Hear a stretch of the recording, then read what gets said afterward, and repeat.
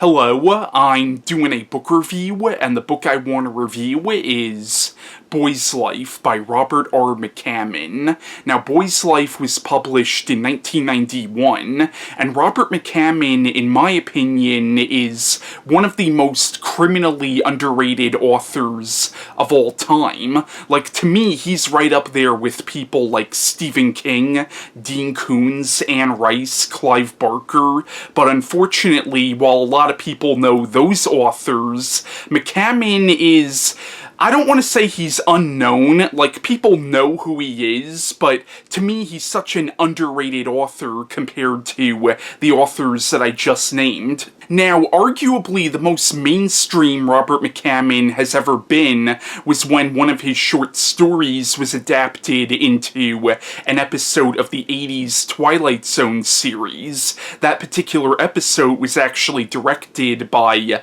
William Friedkin, but that was probably the most mainstream Robert McCammon has ever gotten, and arguably I would say this book and his novel Swan Song are probably his two most famous works. Now, Boy's Life is one of my top 5 favorite books of all time. Now, I first read this book in the summer of 2010, which was also the summer after I graduated high school, and I remember when I first read this book 7 years ago now, the book had such a profound effect on me, and it's an effect that has really lasted in the 7 years since I first read this novel. Now, of course, I did recently reread the novel, but this is a book that I actually do have a lot of nostalgia for because I first read this book, like, right after I graduated high school, which, okay, wasn't that long ago. At the same time, though, it kind of was that long ago. It was 7 years ago now when I first read this book, and I really do associate this novel with that particular time in my life when I first graduated high school and right before I started college. Like, I really do associate this novel with that particular time period of my life, which I think is appropriate because this is a book that's very much about nostalgia. Now, to me, this book really is Robert McCammon's masterpiece. Now, I probably shouldn't say that, though, because I've only read 4 books by McCammon so far. I've read this book, I've read Swan Song, I've read mine, and I've read Usher's Passin', and all 4 of the books I've read from him have been really top-notch novels, but I have to say, though, that out of the 4 books I've read from McCammon, this is definitely my favorite, and I have a feeling that even if I read all of his novels, I'm still going to probably hold this as my favorite. Now, Boy's Life is a coming-of-age novel, and it's a fantasy novel, and it's a murder mystery, all wrapped in one. Now, as a fantasy novel, Boy's Life can technically be called an example of magical realism. Now, magical realism is a subgenre of fantasy where it's set in an arguably realistic world, yet magic is kind of benign in this world. Like, it's set in a world where magic exists, and people don't really acknowledge it as magic. Like, that's kind of what magical realism is, but at the same time, though, a lot of the supernatural aspects of this story could easily be explained away as just, the book is all told from the point of view of the main character as an adult reflecting back on stuff that happened to him as a child, so for all we know, all the supernatural stuff in this book could have easily just been in his head when he was a child, and this is how he's remembering it. So all the supernatural aspects of this story could very much be explained away, but the book has been called an example of magical realism. Now, the plot of Boy's Life is it's primarily set in the year 1964, and it's set in this small town in Alabama called Zephyr, and the story follows this 12-year-old boy boy named Cory Mackenson, whose father is a milkman, and in the beginning of the novel, his father's letting him come along with him as he's out delivering milk early in the morning, and right in the beginning of the story, as him and his father are driving by this lake, all of a sudden a car comes rolling out of the woods right in front of them and goes right into the lake, and Cory's father tries to save the man in this car, but he sees that this man is already dead, and he's handcuffed to the wheel of the car, and he's been strangled with piano wire and severely beaten, and the car goes down to the bottom of the lake. So throughout the book, Cory is trying to figure out who committed this murder. Now both Cory and his father realize that the murderer had to be somebody from the town, because whoever did this was obviously familiar with how deep this lake is, and they realized that nobody would ever be able to get to the murder victim's body. So the idea that the murderer could be somebody that both Cory and his father knows is really eating away at Cory's father. And you realize throughout the entire novel that this murder is slowly killing Cory's father, and it turns out that Cory's father is having these nightmares about the man who was murdered, and it almost appears that the ghost of the man who was murdered is haunting Cory's father's dreams. But most of the book is actually about Cory's life in this town, and throughout the book you see Cory have different experiences. Now some of these experiences are kind of self-contained, while some of them actually lead to Cory figuring out who the killer actually is. Now a lot of the experiences that Cory has in this town are reality-based, but some of them appear to be supernatural in nature. Now, once again, Boy's Life is one of my top 5 favorite books of all time, and to me this book is just so deeply moving, and one of the things I really do love about this book is the themes that this novel touches on. A lot of this book is really about death and dealing with death, and once again, the main character of this story is this 12-year-old boy, and to him, Death isn't something that he usually thinks about, nor is death something that a 12-year-old boy should think about, but throughout the book he has to deal with death, and he comes to terms with death throughout the entire novel. And what Cory also comes to terms with in this novel is that sometimes the people that you've known all your life could have some really dark secrets. The book also talks about the differences between how a child sees the world and how an adult sees the world, and in the beginning of the story, Cory is a very immature child, and I'm not saying that like it's a bad thing, but he's very much a child, but as the story goes on, even though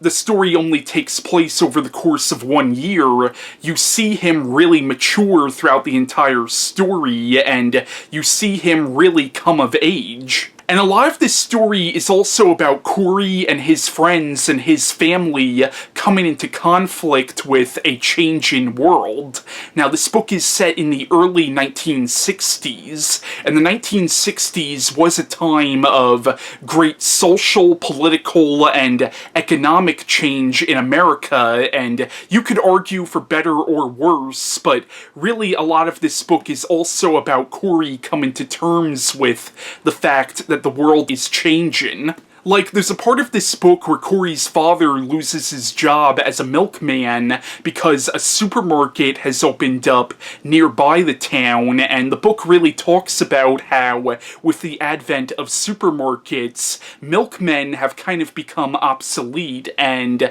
that seems like such a little thing, yet Cory's father, he lost his job. He lost a job that he was also really good at, and the book really talks about how things that people consider to be progress are they really progress if people are losing their jobs over things that most people are considering to be progress? And the book also really talks about how corporate America has kind of really destroyed like mom and pop businesses, and that's kind of a little thing that the book touches on, but that is a thing that the book touches on. Once again, this book is really about how the world in the 1960s was going through a great change, and once again, you could argue whether that change was for better or worse. The book also touches on the civil rights movement and racial inequality, and it touches on the racial tensions that were going on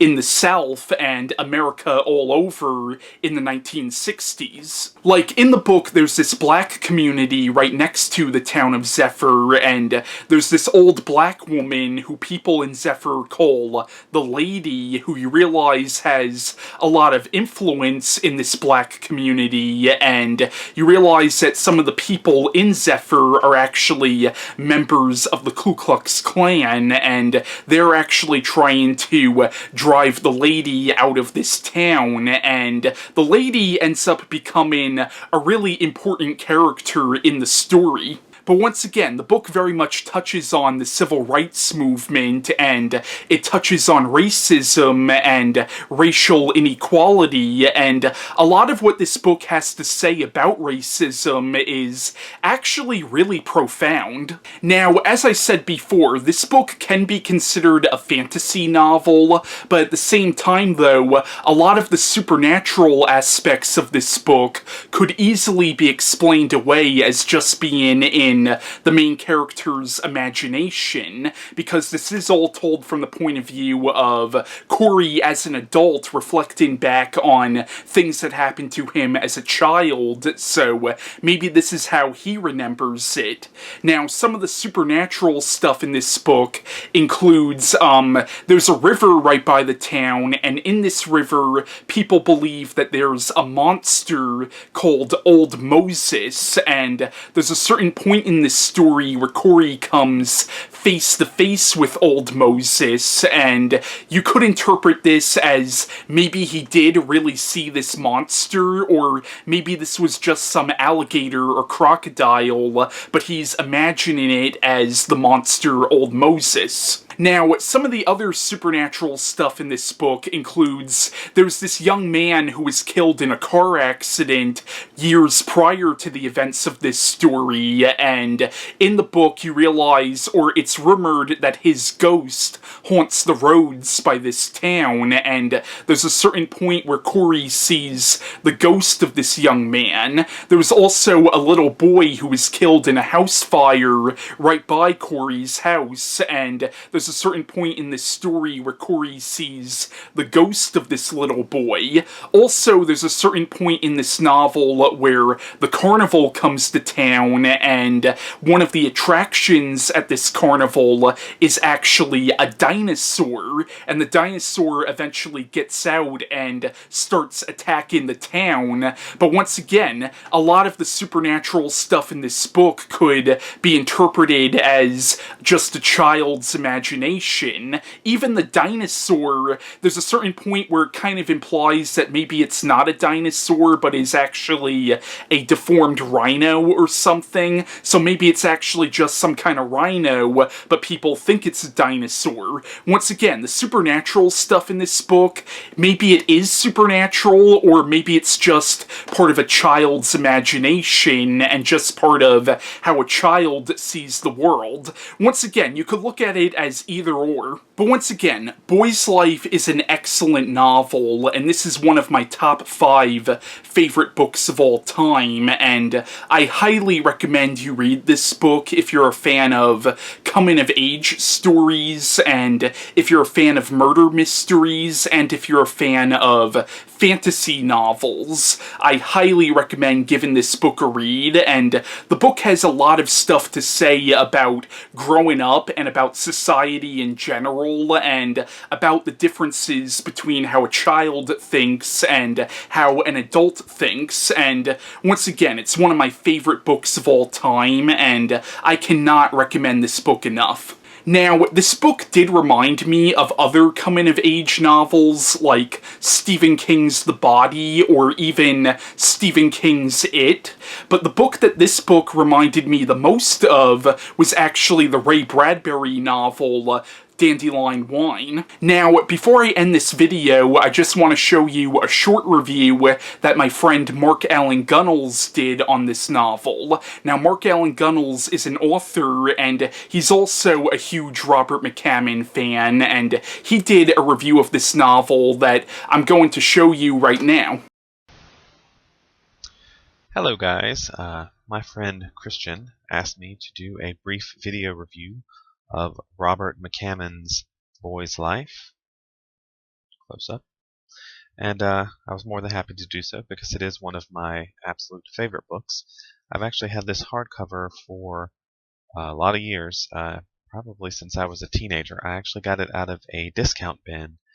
at a Walden Books for like $5, and I had never read Robert McCammon at the time that I bought it. And it actually didn't turn out to be the first one I read. I read a paperback of Swan Song first, which I did love. But Boy's Life is my favorite McCammon and one of my all-time favorite coming-of-age tales. And I love coming-of-age tales. What I like about Boy's Life is that, like all great coming-of-age tales, you can relate to it. Even if you weren't living at the time it's set, even if you didn't have the same sorts of experiences, it hits on some universal truths of growing up. And I also love that it is not a supernatural novel, but you could almost read it as a supernatural novel because he takes sort of that magic, fantastical world of the imagination that a lot of children live in and makes it almost literal sometimes. So it seems like supernatural things are happening when viewed through the lens of a child. I think that's what makes this book particularly special, and I definitely recommend it for anyone who just loves great stories. So yeah, I hope you guys enjoyed my friend's take on this novel, and once again, that was my review on Boy's Life by Robert McCammon, and bye.